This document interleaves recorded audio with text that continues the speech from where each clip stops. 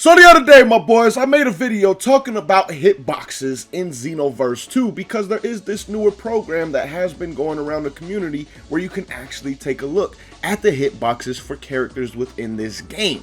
And in that video, I really just wanted to showcase and describe why at times you get hit when it feels like you're not supposed to be within Xenoverse 2. And that's because, well, some of the hitboxes on this game are absolutely insane. The amount that they actually cover in comparison to like somebody's arm or leg is kind of busted when it comes to some of these hitboxes, like the Goku one that we did cover in that video, and I'll have pop up on the screen for you guys right now. That one, you can clearly see the hitbox is way bigger than the actual arm length of Goku, and that is why Goku in this game has such insane reach. It's why you've always heard people complain about the reach that Goku has and how Goku can hit you from 5 feet away. Well, in today's video, what we're going to be taking a look at is the CACs hitboxes when it comes to their first light attack, guys. I had the homie Reach Out put this together for me and for the community, so huge shout out to him. And the reason I wanted to take a look at this is because the first light attack is one of the most important attacks for a character within this game, because that first initial light attack is usually where a lot of hits are landed. It's either based off of that or a dash in light attack at the same time. Those are probably the two most common ways that you actually get hits off in Xenoverse 2. So I wanted the homie Reach Out to put together something to where we can see all the CAC light attacks and see the hitboxes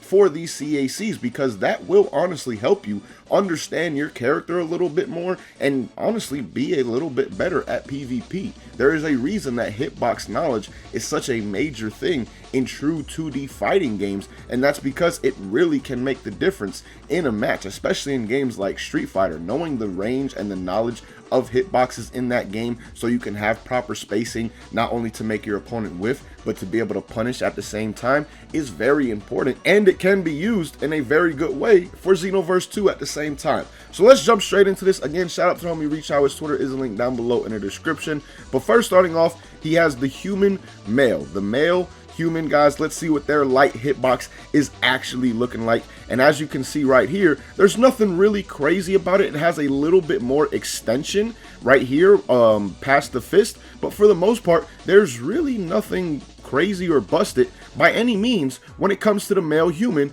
and their hitbox on Xenoverse 2. So let's skip ahead a little bit now and get to the female human. The female human, on the other hand, where's the hitbox at?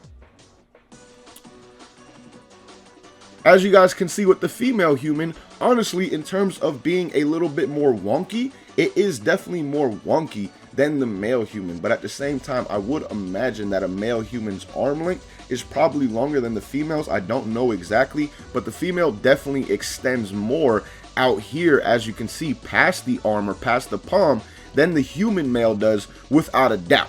So now moving on to the next one, I believe we're moving into the Saiyan Male. Now this one is a big one for a lot of people because Saiyan Males have always been said to be busted in the sense that they have insane reach, right?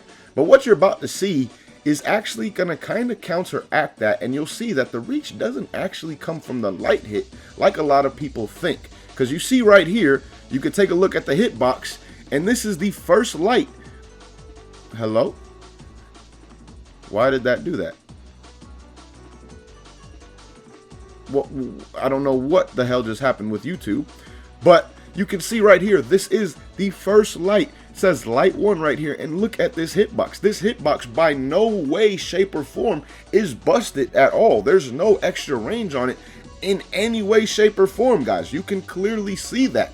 But there actually is something, my boys. If I was to escape this right here and go right here, you can see that the knee, the dash in attack, the knee attack for the male Saiyans is beyond busted. This is where male Saiyans get their track record for being broken and having stupid range on Xenoverse 2, because as you saw with the light hitbox, there really wasn't much there. Like, it was a real normal hitbox. Like, it pretty much went to the tip of the CAC's fingers, right?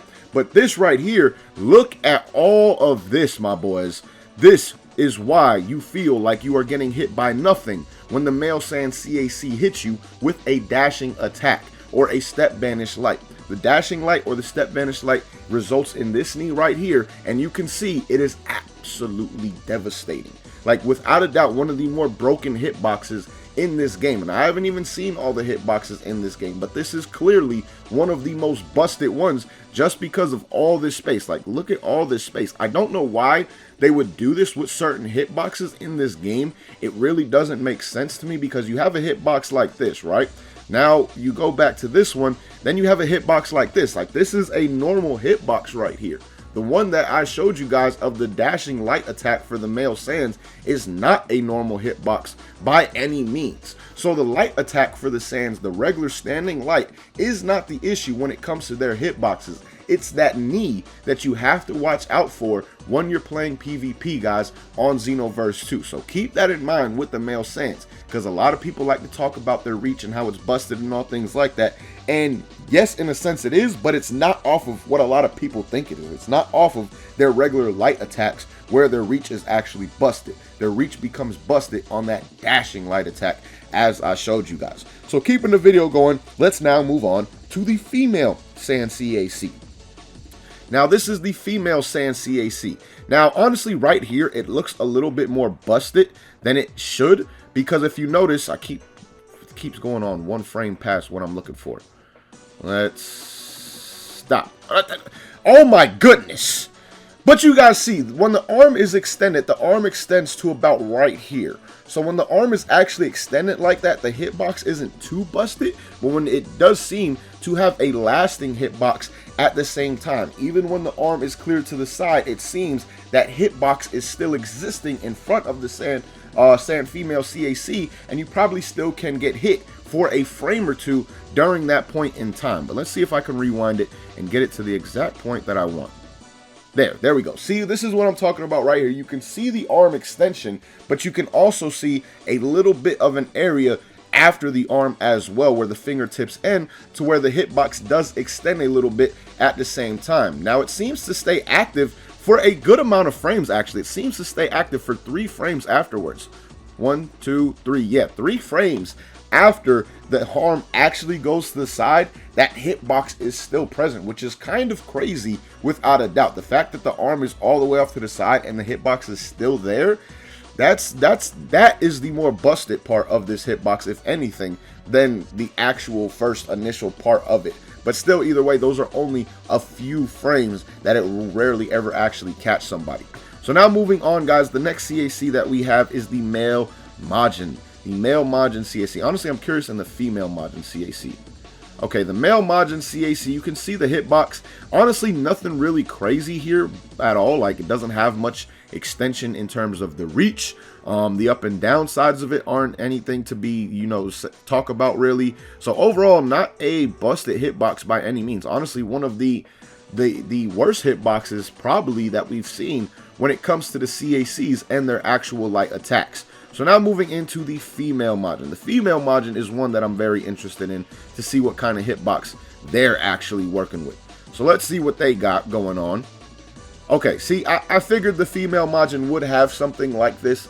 I just always have thought when I've been playing female Majins, like against them, that I do get hit from a fairly decent distance. And I always thought it was netcode issues, but we can see that these are due to hitbox issues at the same time. Like, yes, there are netcode issues that do affect the hit detection on this game, but at the same time, there is majorly busted hitboxes like that knee that you saw with the male Saiyan, and pretty much like this female Majin one right here, where the hitbox extends much further than the actual body part. So it seems like you shouldn't be getting hit, and you do, and a lot of us have over time blamed it on the netcode of this game, when in reality it could be the hitbox alone, or it could be a mix of the hitbox alongside with the netcode at the same time. So the female Majin, without a doubt, has a very, very good standing light attack when it comes to the hitbox. Now the next CAC he has up is Purified Majin. That's an interesting one. I didn't even know he was going to include this one.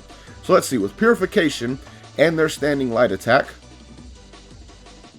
very similar, I would say, to the, I didn't even realize that they had that same animation, like the female Majin and the Kid Buu and Purification form. Very similar. I will say it doesn't extend as much though as the female Majins does. Like this one seems to extend a little bit less, but at the same time a fairly good hitbox, especially when you consider that the arms shrink. Like I feel like this form really is one of those that needs a bit of a bigger hitbox than what they actually have, or what you would actually think they have, because your arms become so short when you do transform into the Purification version of the Majin CAC. So now let's move on. The next up, he has the Namekian CAC. This is going to be an interesting one. This is going to be an interesting one. I have not seen this one yet at this point in time. Okay, honestly, really, nothing busted there. That caught me off guard a little bit. Now, of course, the hitbox is still bigger than any other CACs that we've looked at in terms of light attacks, but that's because they have the stretchy arms. But at the very least, it is a good thing that it does not extend out here. Like imagine if it was something like the female Majins, where it still extended a good amount and was coming all the way out here. That would then be absolutely busted. But the fact that it honestly only goes to the wrist, like the hand part doesn't even get a hitbox, I would say that this is not broken in any way, shape, or form when it comes to the Namekian, and when at least with the light attacks, because obviously they have more stretchy arms and more ranged attacks, but the standing light attack by no means is broken in any way, shape, or form. That one, honestly, I thought was going to be a bit bigger in terms of the actual hitbox. But now moving on to the Frieza Race, guys. The Frieza Race hitbox is right here. Let's see it. Okay, nothing too bad. Honestly, the hand ends about right here, so you get a little bit more extension, which again, for the Frieza Race, on average, I feel like their arm length isn't that long. Obviously, this is a short Frieza Race, but even with the larger Frieza Races, maybe I'm just bugging. Maybe I'm just bugging. I haven't played my Frieza Race in a while, but either way, it's still not a busted hitbox, even if their arms are decent length or things like that, because it only extends out a little bit past what the actual hand, like the hand would have been right here. Let's try and actually get the still frame of where that hand is when the hitbox first comes out.